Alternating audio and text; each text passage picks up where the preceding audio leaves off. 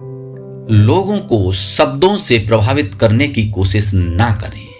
आप जितना ज्यादा बोलेंगे उतने ही ज्यादा साधारण नजर आएंगे और आपका नियंत्रण उतना ही कम होगा। आप शांत रहें। यदि आप अपने अधीनस्थ लोगों पर अच्छा नियंत्रण चाहते हैं तो साइलेंट रहने की प्रैक्टिस करें। अगर आप अपनी बात को अस्पष्ट, गोलमोल और अजीब रखेंगे तो आपकी नीरस बात भी मौलिक लगेगी। सशक्त लोग कम बोलकर प्रभावित करते हैं और रौबदार दिखते हैं। इस बात की ज्यादा संभावना होती है कि ज्यादा बोलते ही आपके मुंह से कोई ना कोई मूर्खतापूर्ण बात निकल जाए। इसलिए शांत रहें और शक्तिशाली बने। 48 laws of power, Robert Greene की इस बुक से हम 1 by 1 चैप्टर ला रहे हैं। शक्ति की कुंजी इस चौथे नियम में क्या है, आइए समझते हैं विस्तार से। शक्ति कई मायने में दिखावे का खेल है। जब आप जरूरत से कम बोलते हैं तो आप हमेशा वास्तविक से ज्यादा महान और शक्तिशाली नजर आते हैं। आपकी चुप्पी से लोग परेशान हो जाएंगे।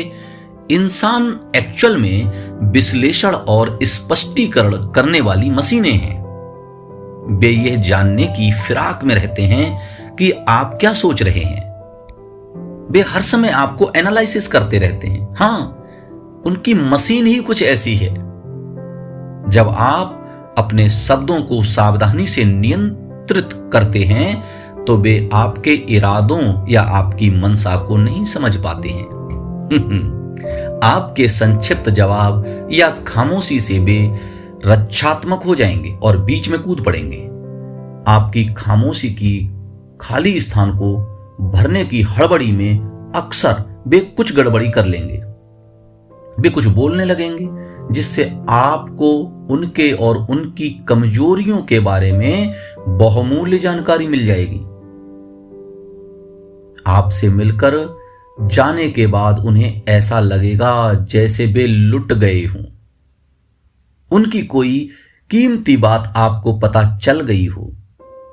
गैप से, साइलेंट पोजीशन से घर जाकर वे आपके हर शब्द पर गहराई से विचार करेंगे। आपकी संक्षिप्त टिप्पणियों पर जब लोग अतिरिक्त ध्यान देंगे तो इससे आपकी शक्ति तो बढ़नी ही है। इसलिए चुप रहने का अभ्यास करें। आवश्यकता से कम बोलने का अभ्यास करें। अपनाएं इसे। युवा अवस्था में चित्रकार एंडी वारहोल को यह समझ में आ गया कि लोगों से बात करके उनसे अपना मनचाहा काम करवाना असंभव है। केवल बातों से आप संभव नहीं कर सकते काम। बातों से तो लोग आपके खिलाफ हो जाएंगे, आपकी इच्छाओं के विपरीत काम करने लगेंगे और अपने दुष्ट स्वभाव की वजह से वे आपकी अवज्ञा कर देंगे।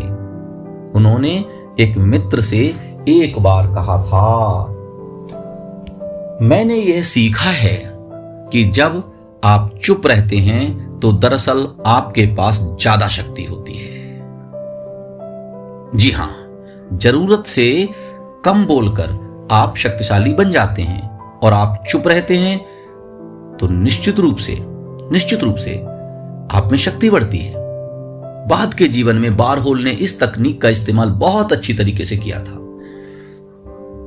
इंटरव्यू में वे भविष्यवाणी की तरह बहुत सी संक्षिप्त वाक्यांश को बोल दिया करते थे।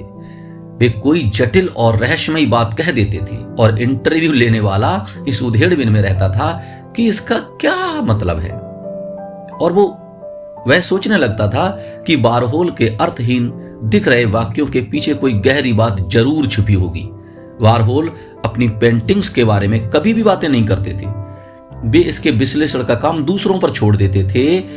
वे अपने काम के बारे में जितना कम बोलते थे, दूसरे लोग उसके बारे में उतनी ही ज्यादा बातें करते थे। निकोलस प्रथम रूस के सिंहासन पर बैठे। उनके सिंहासन पर बैठते ही यहां पर बड़ा अच्छा उदाहरण दिया है। उनके यहां आधुनिकीकरण की मांग को लेकर के बहुत आंदोलन हुए। आंदोलनकारियों का जो नेता था उसने बहुत ज्यादा उपद्रव खड़ा कर दिया। अंत में विद्रोही नेता रेलवे को फांसी की सजा दी गई। जब फांसी दी जा रही थी तो रेलवे का रस्सी टूट गई और वो मरते मरते बच गया। उन दिनों अगर फांसी से कोई बच जाता था, अर्थात कोई इस प्रकार की घटना हो जाती थी, तो उसे ईश्वरीय वरदान मानकर माफी दे दी जाती थी।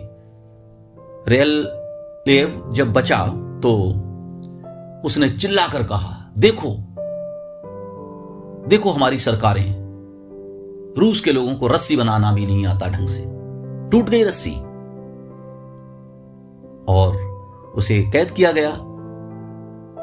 उसका संदेश राजा तक गया। राजा ने जब ये सब उसको कि वह बच गया है इस प्रकार से रस्सी टूटने से, तो उसको माफीनामा पर साइन कर रहे थे और राजा ने माफीनामा पर साइन करते करते पूछा कि उसने कुछ कहा तो नहीं।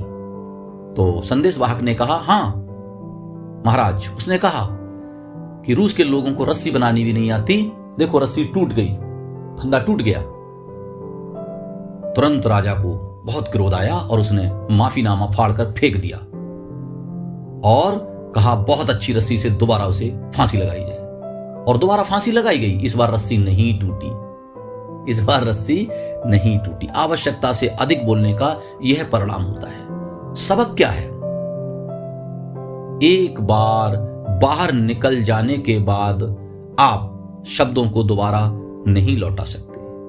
मुंह से निकले शब्द कभी वापस नहीं आते। उन्हें नियंत्रण में रखें। खास तौर से व्यंग के प्रति सावधान रहें। आपके व्यंग वाणों से आपको क्षणिक संतुष्टि तो मिल सकती है, लेकिन बदले में आपको उनकी बहुत ज्यादा कीमत चुकानी पड़ सकती है।